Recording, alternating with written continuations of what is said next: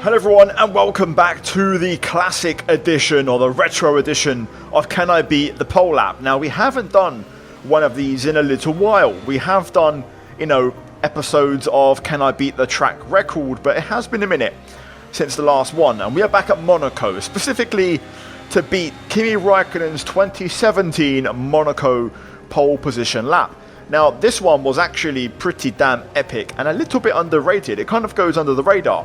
It's in that category of, like Michael Schumacher when he returned and got pole in 2012, Kimi at this point was quite an older driver and passed his best and still proved that there was some magic left in those Iceman hands. Now, the time to beat is a 1 minute 12.1 on the ultra soft compound tyre.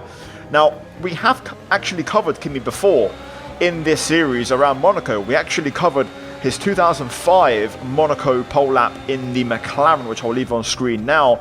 And following that, I'll leave the most recent one we did with Kimi, which was the 2018 Italian Grand Prix, which was his final pole in Formula 1. So we have shown Kimi some love on this channel, but this is one which had to be done, as part of the repertoire of Kimi's greatest hits. And we're going to try and beat his time here today. So guys, if you're going to enjoy today's episode, leave a like on the video. I'd massively appreciate over 1,000 likes. Subscribe for more. And let's get to it as we begin our first lap of the day in balanced low. And let's see how it goes. Now, yes, to address the obvious, there's only 2 sectors because this track is an early work in progress. So still, it's not going to affect lap times. Just means there's 2 sectors instead of 3 as we begin our lap. Good turn 1. Oh my god, understeer though, through Massenet. There's an apex there somewhere. We pick up the second part, the late apex, but the first one we left behind. Down to Mirabeau, stay tight and just hug the barrier. Use the camber as we then let the car roll into the Lowe's hairpin. That's a lot of curb on the inside, and then we lose the back end a little bit on the way out. A lot of engine braking in this car, I can feel already. Just the car wants to slow down a lot. Into the tunnel then, to begin the second half of the lap. And we begin with the Nouvelle chicane. Down to second gear, attack those curbs. Not bad. Now into the back. Down to 4th gear. We give the barrier there a nice little welcoming gift as we have our first barrier tap of the day. And that's a scruffy chicane through the swimming pool complex as we have a bucket load of understeer. And we also do not hit the apex at the last corner. So a first lap that you would expect. Over the line, 1:18.3. Not exactly great, so let's do that again. Now we're going to quickly rattle through the changes. So for the next run, we're going to switch to super soft, so automatically giving us a bit of lap time. We're going to halve the fuel from 55 to 28 litres to try and find some lap time. We're going to run balanced high on that one. I'm also going to cut the engine brake to half, so to 5. And for the wing, I'm going to go up by 5 initially and see how that feels. So let's give this a crack and see how we go on. So second attempt, we should find a healthy bit of time. We are currently just over 6 seconds off the time, so work to be done. Delta up in the top left now, up and running. Here we go. Turn 1, 3rd gear, attack the curb and cut it as much as possible. Up the hill, we might lose a little bit with that increased wing, although it seems like right now the engine mode's doing the job. This time we're nice and compact there through Massenet. A little bit wide at the second part, had to pull the car back to the apex. But it's a significantly better first part of the lap. Now into the Lowe's hairpin. Way off the curb this time, way off the apex, but we do carry a better exit as a result. And that's an improved first sector, nearly a second up. Now through the tunnel we go. Let's try and get this Nouvelle chicane. Ooh, well deep. I broke myself there, it's going to hurt our exit. Not exactly ideal. Through to back. This time we don't collide with the barrier and we keep it nice and tidy. Over the swimming pool complex. This has all been, I was going to say a bit better, but we let ourselves down there right at the end. Also, La Rascasse was scruffy, had to straighten the car up. Right, not the best lap. Find some decent improvement, but way more time in that for sure. Right, Let's keep at it. Now we'll quickly halve that fuel again, which is the quick adjustment. We're going to run the same settings, but I'm just going to drop the engine brake, and I'm also going to up the wing by 3 more clicks and see how that feels, because I want to get a clean lap first before we make more adjustments. That's more like it. Let's keep it rolling.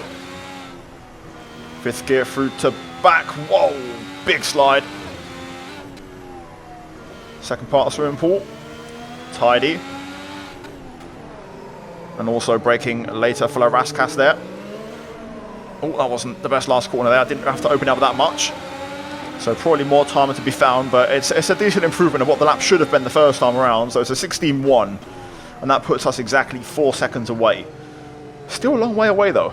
So it's getting pretty serious, so we're going to do the best we can with the default adjustment. So ultra softs are going to go on the car.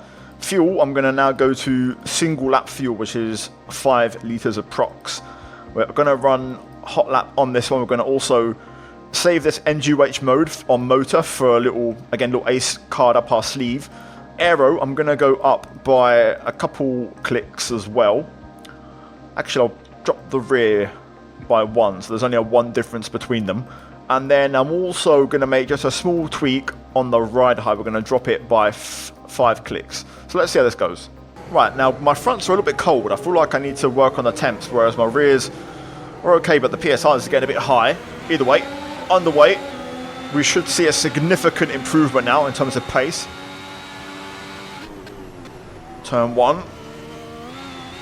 Back end loose, but we've got to get that cut. And we do. Decent exit, even with a snap, and we find a couple of tenths already. Oh, that was close. Had to just get out of that a little bit through Massenet to avoid hitting the barrier. Mirabeau, a little bit deep, but we do manage to just about keep the car engaged through the lowest hairpin. That was about right, not too much curb, just enough, keeping the exit rolling, momentum flowing all the way through. Portier as well. Decent enough, right, that's good. 8 tenths, come on. Let's keep going. Nouvelle chicane. Second gear. Broke a little bit too much there, lost momentum. To back. Usually does it on the way out, let's not lose the back end. That's more like it. And now through the swimming pool, just sending the car through here, hoping it sticks, which it does. That's deep. And that's a hit barrier hit. And this lap's in the bin. We have a better last corner, recover some of that time, but probably a bit more time in that. We do shave off another second though and do a 15.1. So we'll make some more changes and try and pair that with a cleaner lap, and hopefully maybe even try and go for a higher 13 next time around. Now this is going to be the last set of adjustments you're going to see from me in this episode. So we're going to drop the tyre pressures across the board. Fuel we're going to keep the same. We're going to now run that NGH motor mode for this one, so that's going to give us a bit more engine power. Aero, I'm actually going to drop the rear again by 1 and see if I can stick with that for the rest of the video. And then we're going to also dabble with that ride height a bit more. So we're going to go down to, I'll say 150 on the front ride height. The rear we're going to drop just by a click.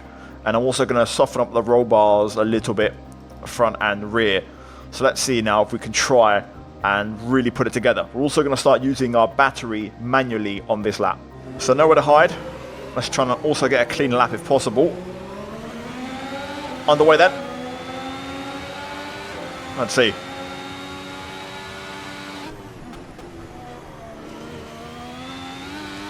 That's more like it. That was a nice exit there out of turn 1. Nice and clean. Let's try and sort this out as well. Carrying in way more speed in this time, so we do not hit the barrier on the way in. Easy over the top. Nice and early there down to the apex at Mirabeau. Wide at the lowest hairpin though. We'll gain on the exit, but we definitely didn't gain mid-corner, and that's wide at Portier. We're going to lose everything through there. Come on, let's keep it rolling. Got to try and sort this out now and find some time. To the Nouvelle chicane, keep the speed up. Nice. Now through to back. Little slide, but all good. Swimming pool part 2. Bit of a slide, back end. Not cooperating, but we get it stopped for Larascas very nicely there. Decent final corner. Right, it's an improvement. Not what I was hoping for, but it's a 14.4. But we're now going to start really experimenting with, you know, camber, toe, more roll bar, all those things, and trying to see where the balance is. Oh crap, that's the barrier.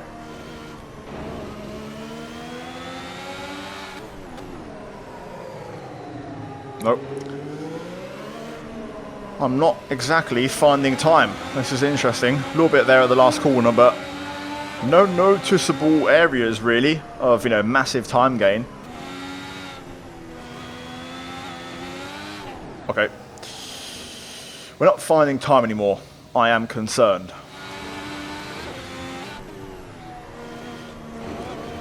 Oh. Rears are going, I think.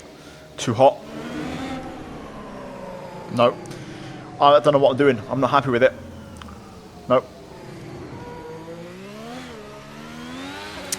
Ah.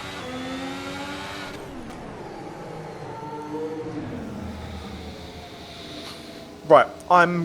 My theory is this track is better in terms of bumps. You know, it's more accurate, but I don't think the track surface is very quick.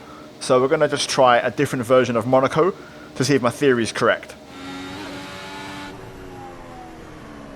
Yep, there it is. Right, that was a scruffy lap. Very scruffy, but we can definitely beat the time now. It's game on.